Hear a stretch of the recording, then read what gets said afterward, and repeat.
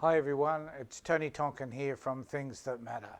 This is an opportunity for us to talk about things that matter to me and hopefully things that matter to you. One of the things that I'm going to talk about today is social work and how social work particularly has impacted my life and how in particular, I guess, how that has also impacted others. So if you want to listen to a conversation about social work in general, this is the place to be. And if you're a social work student, I hope that you enjoy this. If you're a social worker in practice, I hope you will also benefit from some of the things that I say as well. And if you're either of those two things and you want to have a conversation with me here about what you do that's different and how you view social work, I'd love to have that conversation with you. So social work for me happened a little later in life. I was the age of 40 and I chose to go back to high school so I could get a certificate, high school certificate that would enable me to go on to university, which I did, and I completed a 4-year degree in social work at the University of South Australia. I think the thing that drove me to do social work primarily was the fact that some years before, some 5 or 6 years before, I started doing some volunteer work at Lifeline, which is a volunteer service that provides phone counselling, and back in those days it also provided some face-to-face counselling as well. And I found that I enjoyed the work very much, that I had an ability to be able to connect with people at a brief but therapeutic level, and that as a result of all of that, I thought it might be worthwhile to follow that as a career. Prior to that point, up until the age of 40, at which I also remarried, and then some years later had a couple of children, and I'm still with that person today. I guess the most important thing for me was discovering that there was a world out there apart from the world that I had been living in for the previous 40 years, and that the world that I was discovering was just so different from what I had known in the past. I grew up in a middle-class family, went to a private school interstate, went to boarding school, thoroughly enjoyed my time at boarding school, but was never a really good student. In fact, I can hardly remember ever having passed an exam. I used to enjoy sports so much that became my life, in fact, and academic stuff became secondary. So I never saw myself as very smart. And so when I went to high school, that was probably the most challenging period of my life. Being a mature age student and having to confront all of the things that I had been avoiding for the previous 40 years. And one of those things was my ability to be able to reason, to become rational, to work at an academic level, and to eventually pass all the exams that I'd never passed before, and finally get into university, which in itself was a great challenge and to me a great achievement. So social work came to me late, and I appreciate that there are probably many people watching this video who have not come to social work as late as what I did, and I appreciate that there may be some people that have come to social work at a much younger age, perhaps when they left school, and so on. So I guess I also understand what it's like, perhaps, to come to social work early, because I have a daughter who's also a social worker. She's only 24, so I understand what the effort has been like for her to be able to go through the studies and all that sort of thing in a more current and contemporary environment. But the most important thing for me, though, was to experience people's stories, to try and understand what those stories were, how those stories had impacted them, and what they could then do to move through and discover and reinvent themselves, regardless of the depth and despair that they felt that was generated by the stories or the narrative that had governed their lives. I found that one of the most positive things from social work for me was a couple of ideas. The first one was that we are non-judgmental and that we are value-free. I accepted that for what it was worth at the time, but later came to realise that we are never non-judgmental, and that we certainly aren't value-free.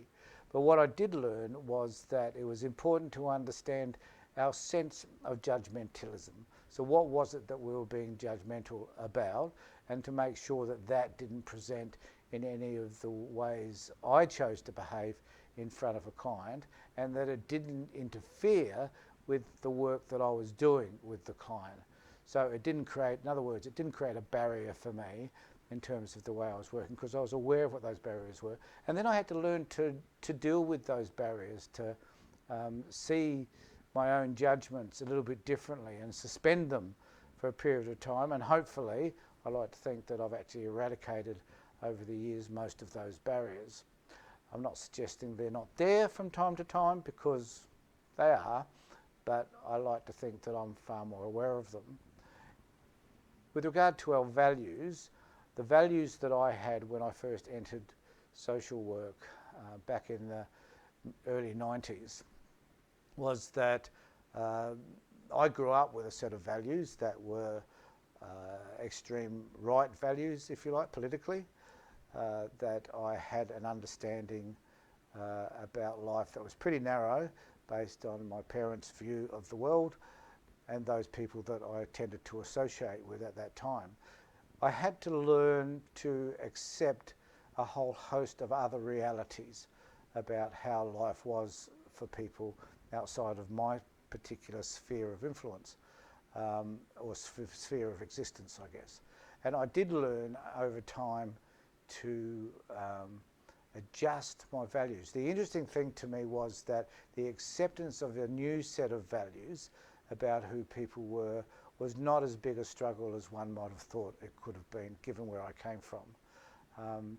The values, the sense of justice and social justice, rights for people to be heard, people to have a voice, regardless of who you are, regardless of race, ethnicity, gender orientation, socio-economic standing, whatever it might be, to have that voice became a very important issue for me. And as a social worker, became a theme which I carry with me to this day. And it wasn't difficult for me to accept any of that. It just seemed natural to me. But it did mean that I had to eradicate some of these other values that I had.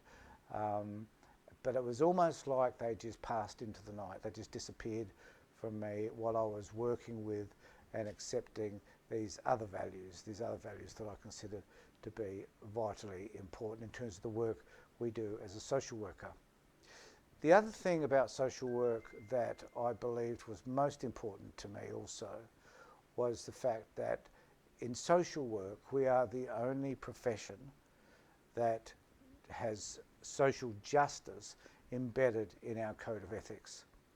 And that even though I'd never been through anything that required my own personal fight around social justice issues, I certainly kept on coming in contact with my clients who had issues around social justice, fairness and equity. And I could see more and more how unjust our society was in relation to people having a voice generally and being able to be heard, and that there was a system that was far greater than an individual and that determined how individuals would conduct their lives, even though those individuals in some ways were pushing against that system. And I came to see that how that system, that monolithic system, tended to govern people's lives and influence the way they would choose to behave. And so my fight over the years has been trying to find ways to not just deal with the individual at the individual level, but also to work with systems that sit around people. So systems theory became very important to me, and I twigged onto that very early in the piece, as to when I was at university, in fact, as to the fact that we're an organism, and that around that organism sits a whole lot of other factors which govern the way that organism works. And then I started to think about how families fit within that, and that the relationships that we have, not just with family, but external to that, the world views that we hold, the influences that all those views have, and how they determine how a person may think and therefore choose to behave. So social work became a way by which I could start to represent people in a way that fitted with them. So it didn't become about specifically always about my view of the world. It came about my sense of fairness and equity though, and how I believed that would impact other people. And I guess when people are frustrated because the system is not listening to them and they feel denigrated, put down, ignored, then someone who comes in who actually hears what they have to say, understands what that means, and can find a way for them to have that validated is a wonderful thing, because clients realise the value in that. I have a mantra which basically is the greatest gift we can give anybody is our belief in them. And I believe that fervently, because so many times I will find myself saying something to somebody which is about validating who I believe they are. And it's always positive. It's never negative. And I had a situation recently where I was actually in court as a witness, and they were talking. I was talking to the magistrate and those other people in the court about my view of social work. And I found myself saying to the client, who actually was self-representing in this case, some positive things about who she was as a mother, as a passionate person, as a caring, loving individual. And there were things I genuinely believed. And as saying that, she became emotional and began to cry. And I came to realise, no, that's not true. I actually realised this a long time ago. But in that moment, it was evident that what I had to say about her was something that was very rarely said about her under any circumstance, and certainly wasn't being said in this courtroom, which was quite adversarial in nature. So I think it's important to understand that social work is about recognising the goodness that sits in everyone and finding ways by which we can build on what we see as positive traits that sits within that individual. And I think that it's really important that all social workers, no matter what area you work in, whether it be in mental health, whether it be in child protection, whether it be in aged care, whether it be in palliative care, it doesn't matter the area that we work in. The fundamentals that sit around social work are the same right across the board. The problem that we have, and I'm going to talk to you about this in a later video, but the problem that we have is that not every social worker accepts or understands the values that we are obligated to carry with us. That those values and beliefs are constrained based often on the organisation for which people are working. And I'm going to have a conversation with you with regard to that later. If you really like this video and you'd perhaps like to subscribe to this channel, please do so, and remember to ring the bell so you get all notifications. Thanks very much for watching.